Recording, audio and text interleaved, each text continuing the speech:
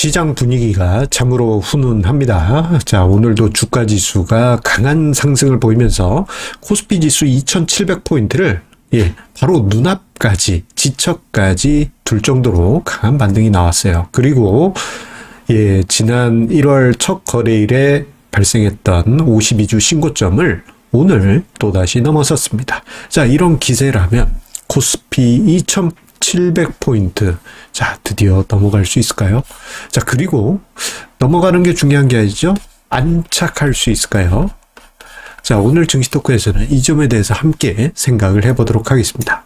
시장 분위기 좋은데요? 여러분들의 성공 투자하시는 모습이 느껴집니다.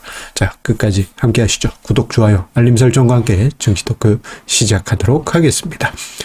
자, 생각해보면요. 자, 이번에 52주 신고점, 52주 신고점.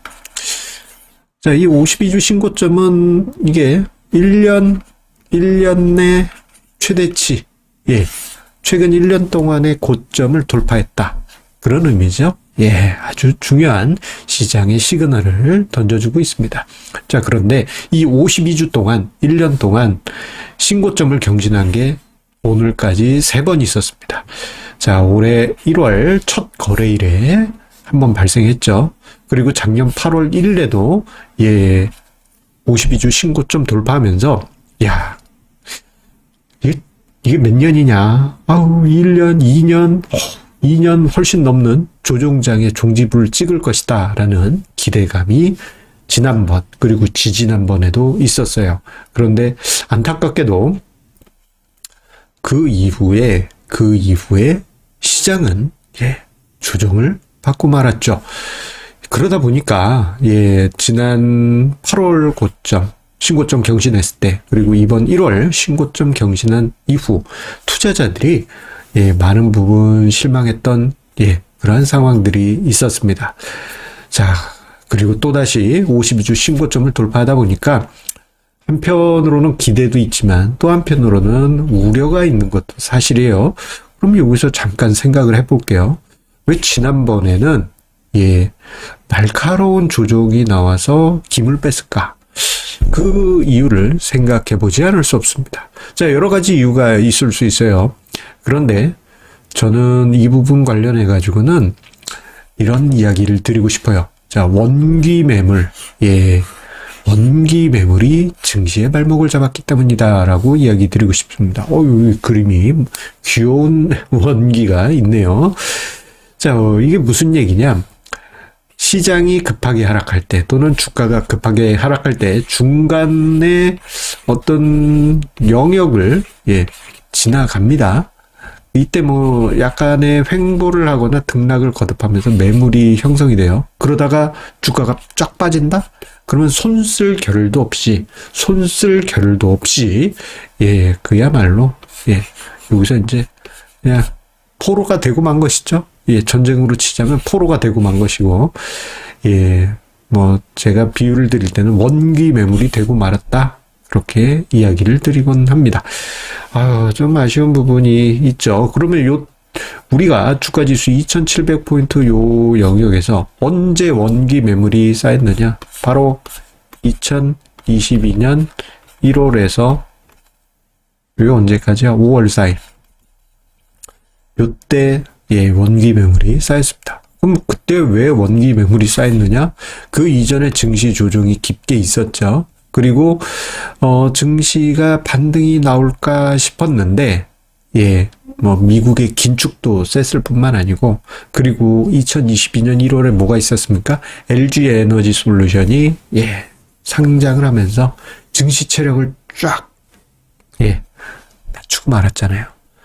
자, 그러다 보니까 증시 조정 후에 기술적 반등이 나오겠지 싶었던 자리에서 반등은커녕 그냥 하면서 고점이 낮아지고 결국은 매물이 무너지면서 매물대가 형성되고 확 무너지면서 이 영역, 주가지수 2700포인트 중심으로 해서 위아래 이 영역에서 원기 매물이 쌓이고 말았습니다. 문제는 뭐냐? 자, 증시가 올라가면서 그 영역에 이르면 본전이 되었네 하면서 시장이 매물을 던지게 되는 것이죠. 그러다 보니까 주식시장이 올라가려고 해도 발목이 잡히고 올라가려고 해도 발목이 잡히는 그러한 상황이 올해 초 그리고 작년 8월에 발생했던 것입니다. 물론 원기 매물만 가지고 증시가 조정받았다라고는 할 수 없지만 뭐 다른 명분과 더불어서 증시의 발목을 심하게 잡은 원인이 되었다 할 수 있겠습니다. 자, 그리고 또다시 주가지수 2700포인트 근처까지 시장을 상승했어요. 자, 세 번째 도전에 들어왔습니다. 1년도 안 되는 시간에 세 번째 도전이에요.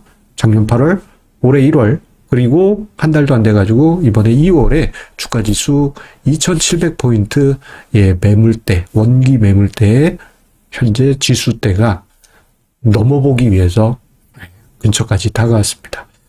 자, 그나마 다행인 것은요, 지난번 2번에 걸친 돌파 시도 실패, 돌파 시도 실패 요 과정에서 원기 매물, 이 신압으로 소화됐습니다. 참고로 여기 원기 매물이라는 용어는 투자론에서 말하는 거 절대 아닙니다. 저만의 말이에요. 저만의 용어입니다. 그냥 재미로만 봐주십시오. 자, 어느 정도 소화가 되어 갔어요. 그래서 지난 1월이든 작년 8월보다는 좀 원기 매물에 발목 잡는 이런 힘이 상대적으로 약할 수는 있습니다. 다만 매물대가 아직도 제법 두터운 편이기 때문에 만만치는 않을 수 있어요. 그러다 보니까 상승을 하더라도 요걸 이겨내면서 가기 때문에 슬금슬금 소화하는 시간이 필요할 수 있겠고요. 여기서 뭐 대외적인 여건이 안 좋으면 한 번 더 조정이 나올 수도 있죠.